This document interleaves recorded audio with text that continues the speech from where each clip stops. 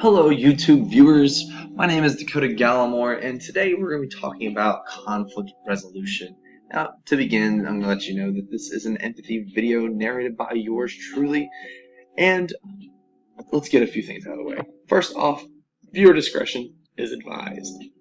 And second of all, to your surprise, I don't own anything. I don't own any of the videos that are going to be shown today inside this video or the images that I use. But with that out of the way, let's begin. One, what is conflict? Now, the definition of conflict I have in my hand here is a serious disagreement or argument, typically a protracted one, and it could also be an incompatibility between two or more people. Now, while this is a generic definition of conflict, we all know what conflict is. We go through it on a daily basis, whether it's with our peers, our family, our friends, our relationships. Whatever it may be, we go through it, and it's normal. Now, while this video may not be focusing on getting rid of conflict at all, because conflict sometimes can be a good thing, but what's really the problem is how we deal with conflict, and that's what we're going to talk about: conflict resolution. Now, first off, let's talk about something today. We're going to be talking about what types of conflict we're going to be discussing. First off, we're going to be talking about verbal, and then following with physical, relationship, and child-parent conflict. So my thought process of how to deal with this conflict resolution is something called empathy. Now, empathy is the action of understanding, being aware of, being sensitive to, and vicariously experiencing the feelings, thoughts, and experience of another, either the past or present, without having the feelings and thoughts and experience fully communicated in an objectively explicit manner, according to the Webster Dictionary. Now, in short terms, empathy is being able to feel the same emotion that another person is feeling without ever going through the experience they went through, because that would be sympathy, which a lot of people mix empathy up with. Now, to continue on, my thought process before we all start face palming and thinking, oh goodness, this is just another video about how we tell one person to be nice to the other. We're not going to be doing that today. So let's do a little animation here. So we have two individuals here today. We're going to be talking about Billy and Tommy. So Billy and Tommy start to get into a small argument over something, let's say very simple, like who their favorite superhero is. Well, it may seem very simple at first, but soon later it starts to turn into a heated argument. And without this, Billy ends up getting extremely angry at Tommy and decides that he is no longer going to be very nice and decides to throw a brick at Tommy. Now, it's a little extreme, but this is how conflict escalates. It starts with this and ends with that.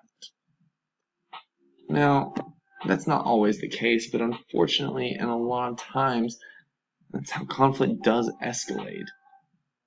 So, my thought process is, well, first, what do we do? Panic is not the way we need to work, and if we just let conflict go on without resolution, it can get a little messy.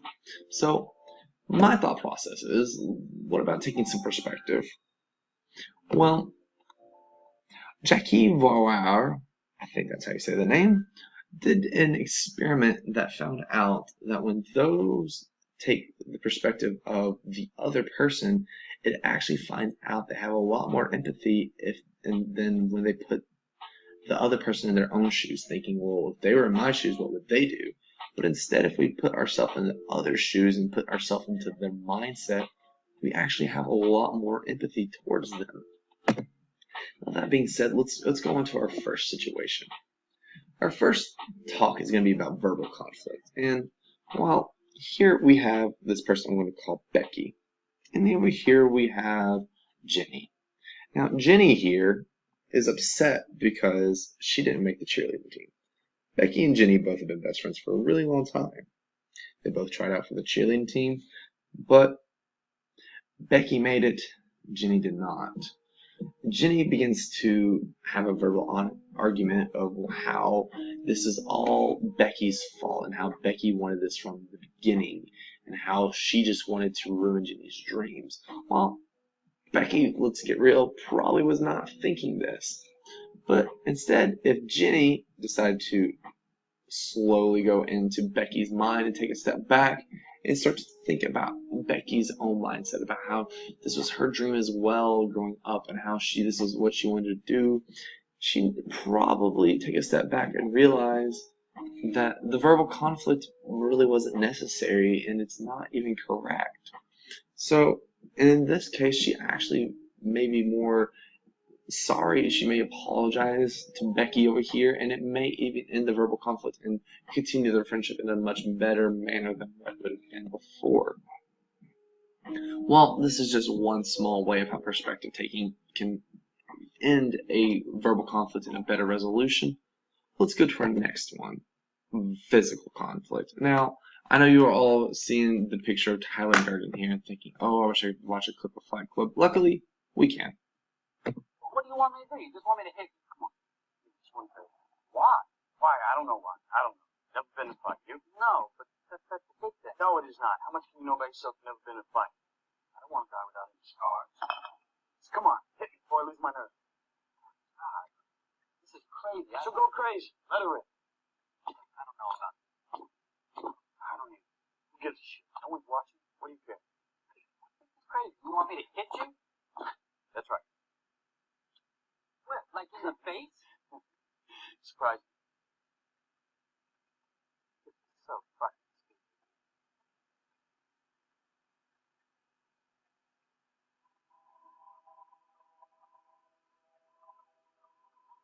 Oh. Mother fucker!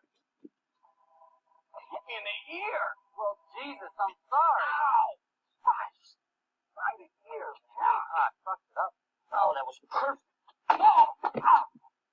Now that we all got our Fight Club fix in today, let's go back to what we were talking about. Now, with physical conflict, there's actually a study done by Richardson here, and what happened was he had some people, and he had some people that were told to not told anything at all about what would happen, and he had these others that were told to take the perspective of the other person.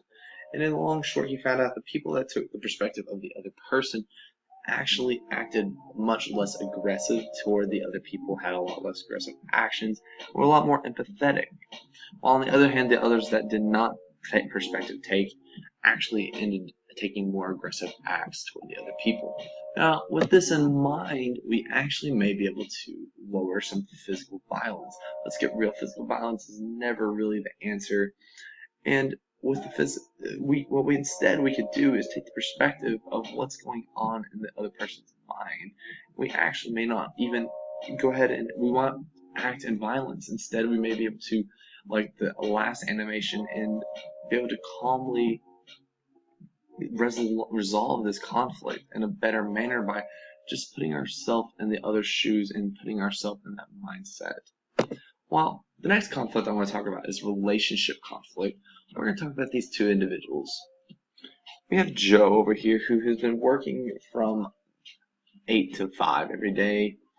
And we have Lily who has also been working, but they work on opposite schedules. So they come home to let's just say some dishes. Now, Joe comes home and he thinks that, oh, Lily should be doing these dishes. But by the time Lily comes home, she walks into even more dishes, or even Joe's different dishes. Now, while this conflict may start to boil at something very simple, it may end up turning into something much worse in life, which could later lead into marital conflict and divorce. Now, instead, what if Joe gets in Lily's mindset and thinks about how Lily has just been working so hard, and instead of realizing that, hey, she doesn't need to do these, what if I do these actually to help her out? And instead, it gives her some joy and gives her some happiness. And vice versa, if Lily thinks the same about Joe, puts her into his mindset, and thinks if she does these things, that it might actually help out and make their day much easier. Instead of constantly nagging at each other, it leads to a much better circle as we have around them, and can actually maybe even lower the high divorce rate that we have in America, or just lower conflict in general.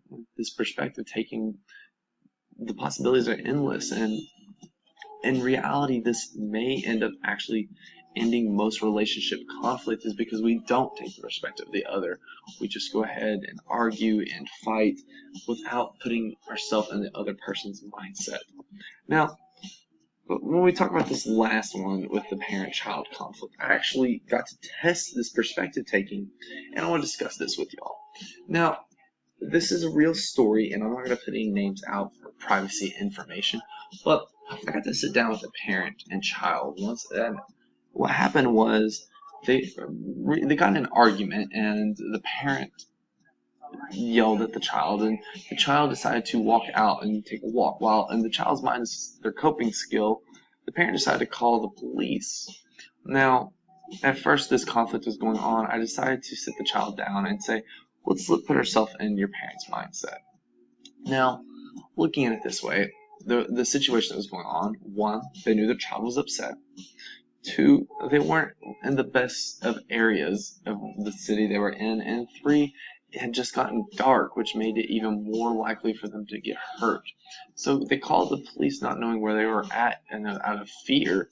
So later on, after putting the child into the mother's perspective, it actually found out that the child apologized, and they both were able to discuss things and better talk things out, and even coming to a better conclusion. And they actually never even had to go any farther than what they did. So after that test, I found out it works. But before we end, let's talk about a few things in conclusion. One, this isn't just a proposal of an application of using this in everyday life. And while it may take practice and there must be much more research done, there is already tons of research out there showing that this does work.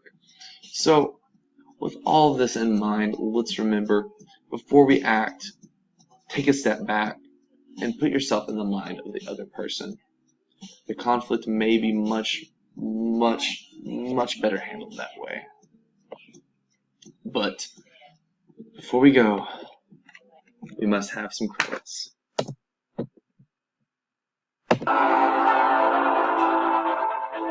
Yep, pretty sure this is on. Oh, there's the classic credits. Again, everybody, thanks for watching this video. Remember, stay empathetic, keep that perspective going, and always remember to take a step back.